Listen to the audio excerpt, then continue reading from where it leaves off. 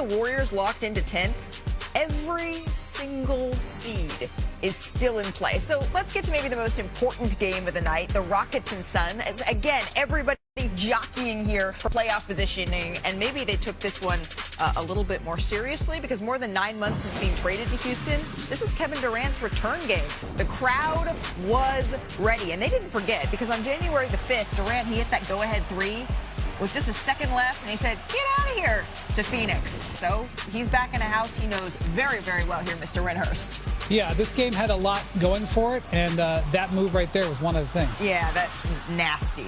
And then some words maybe for Dillon Brooks. Yeah, the lip readers thought that Durant was speaking about his career versus Dillon's career. That is what the lip readers, those distinguished folks, were saying. This is the next possession, though. Durant.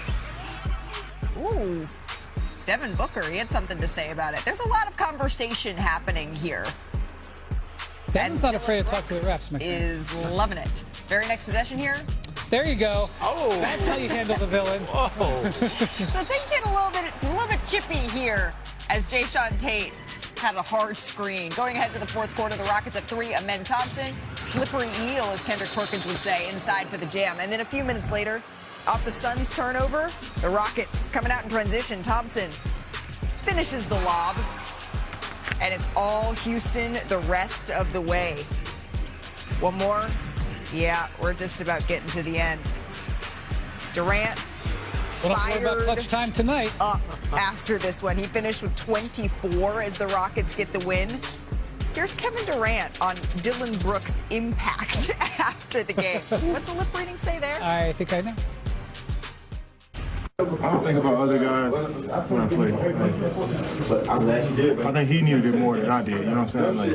Like, he didn't feel like he was a part of the game. He didn't take a shot at that point. He was like 0 for 4, 0 for 5, and that gets him going. You know, and I think that got him going. He made a couple shots after that, but you know, I don't think about guys like Dillon Brooks when I'm out there playing. I mean, it's fun. It's cool to compete against guys that play hard, but I don't need him or anybody to give me extra motivation. This is another way of saying, you know who I am. I'm Kevin Durant. But again, this is all about the seeding, right? So with the loss, the Suns, they're locked into that 7-8 play-in game. The Rockets, they can still finish anywhere between 3rd at the highest side of this and 6th. Houston, they're currently 5th in the West, and they're just a game back of Denver, which is number 3 after the Lakers loss. So maybe Katie tried to be a little bit cool. I'm poking the bear. That is exactly what was happening last night, McMahon. Listen, man, there was no tribute video. I respect both sides, not pretending that there's warm fuzzies. Like, look, the KD era in Phoenix didn't go well. Not that he played poorly, but it was a failure. It was a massive failure from an organizational perspective. You know, the last time that KD was telling them to go on home from Houston when he hit the game winner, he said post-game, this is basically, I'm paraphrasing, basically said, this is the first time in my career a team wanted to dump me. So he's not coming in there pretending like, oh, please let me. They're booing him every time he touches the ball. Like, this is not like some friendly type of thing. And now, it's not nearly the same type of animosity that KD deals with when he goes back to Bricktown. Sure. This ain't OKC type. That honestly, that is...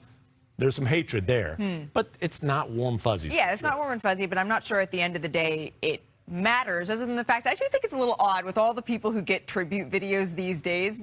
It's a little interesting that Kevin didn't get one. It was a little petty. It was a little petty. Just a little bit. Well, what's the saying on this show? You got to stay petty so you don't have to get petty, and apparently the Phoenix Suns were living up to that. But what this comes down to, the brass tacks, Houston's ripped off 7 straight wins. All that stuff was awesome. I love when Dillon Brooks. Did you see him when he got in the showdown with Benny the Bull? It was one of the great moments of the week. I'm taking Dillon over Benny. Yes. All right, fair enough. But Houston has won 7 games in a row. And more importantly, they're in great position in the standings. You know, when they lost to the Lakers 2 weeks ago, they had that back-to-back where they lost to them. They were in terrible shape at that point. Now, not only are they playing really good basketball and really good offensive basketball, which is what their challenge is, look at where they're at. They're now tied with the Lakers in the 4-5. The Lakers are limping to the finish line. Houston is in excellent position to get the 4. look, let's just be honest right now. The Lakers are the mark. Yep. That's who teams want to play because they're so banged up. The Rockets are in position not only to get the mark in the first round, but to potentially do it with home court advantage and momentum. This is one of the reasons why you say in the NBA there's always time. They have taken all of their opportunity to get on a good spot, and that's where they're at. You cover Houston closely. What are they saying? What have you heard in terms of the way that they are prioritizing the seed that they want to land? Is it just highest possible, or are they playing the matchup game? I don't think they're playing the matchup game. Okay. I think they're just getting as high as possible. It's funny, I covered that baseball series when the Lakers went down there and beat them twice. And there are some people in Houston who might have listened to the Hoop Collective, might have heard us say that the Rockets are the team that these other teams in the West wanted to see. Maybe that was the reality at the time. Things are always fluid in the NBA. Yep. Circumstances have changed. The Rockets are certainly playing better. And, really, it's more about the Lakers' misfortune. Sure. I mean, what a terrible turn for L.A. Yeah, the Lakers are really the team, unfortunately for them, that there is blood in the water and other teams are smelling it. Although I was in Crypto.com Arena last night, and I'm hearing Luka could be back around the team as early as next week. And remember, he went abroad to get that treatment. So we'll see if that comes to fruition. But the West is wild. If that's the West, look at the East. Literally one playoff seed. The Pistons, that's it.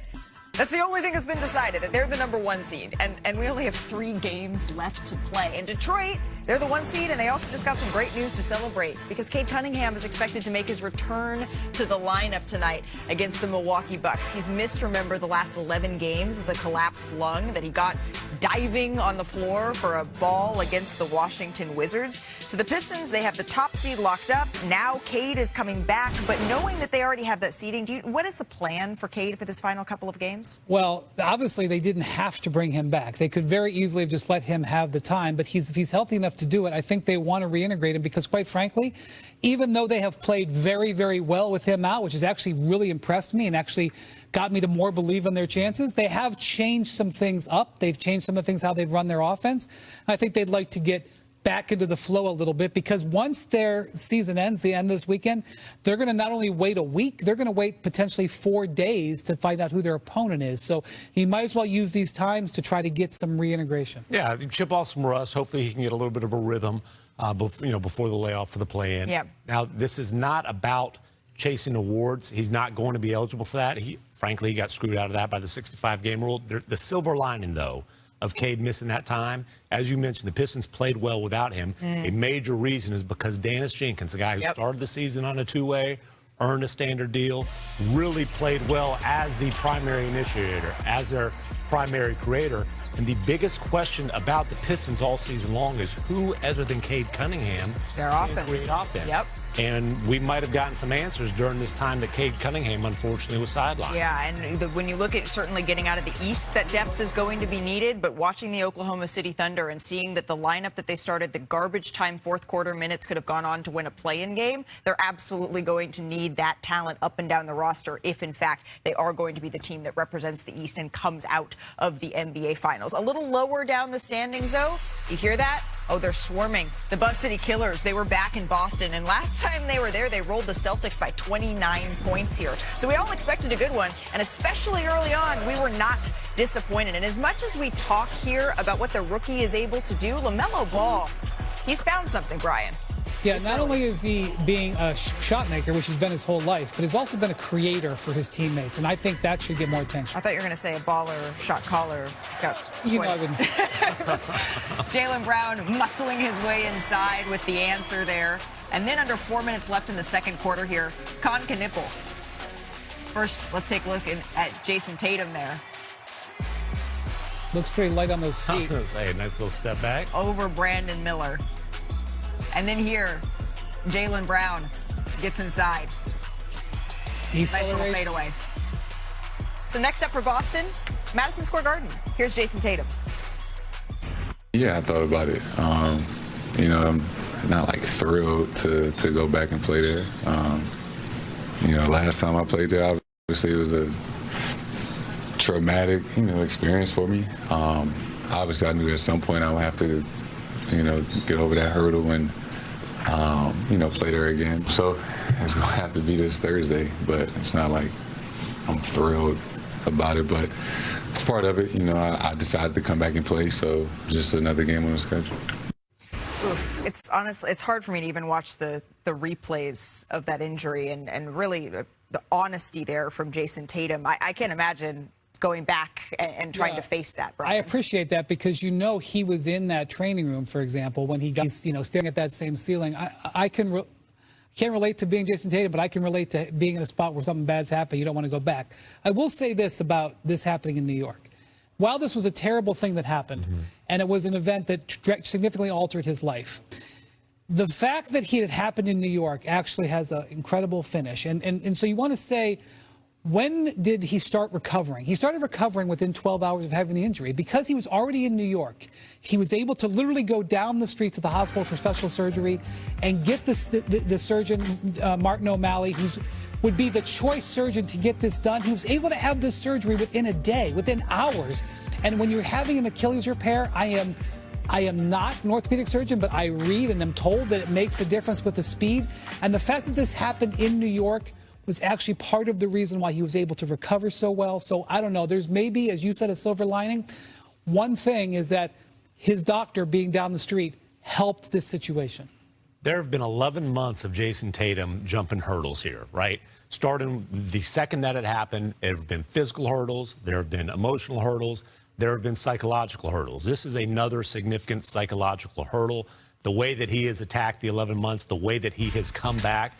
And, this is a guy who, he looks like an all-star already. I have no doubt that he'll leap over this hurdle. I hope this is cathartic for him, and I imagine also getting this out of the way, a return in the regular season as you're preparing for the playoffs, both mentally and physically, knowing that this is a matchup that you could see against New York and the memories that carries. Getting this out of the way now, I hope that serves as something that is freeing for Jason Tatum, because we're talking about less than a year he is back and playing at this level for a team that in all likelihood is going to be the #2 seed in the Eastern Conference. Let's get back to the West, though, as we continue on in our show. Thank you so much for spending some of your afternoon with us. Draymond, he addressed the issue of tanking, and he did it in only a way that Draymond Green can. Does the league need to do a better job of, and these are his words, not mine, quote, fighting the hell out of people? We discuss. And Flag's in his bag. 121 points in his last 3 games. And just wait until you see what he did to the Clippers last night and into it. But should winning be factored into all of this? And have you checked the weather today? Don't worry, Tim, if you haven't. Windy's on the case. We got some Windy Watch. He's going to tell us the 5 most intriguing teams with just 5 days remaining in the regular season. More NBA Today is on the way this fine Wednesday.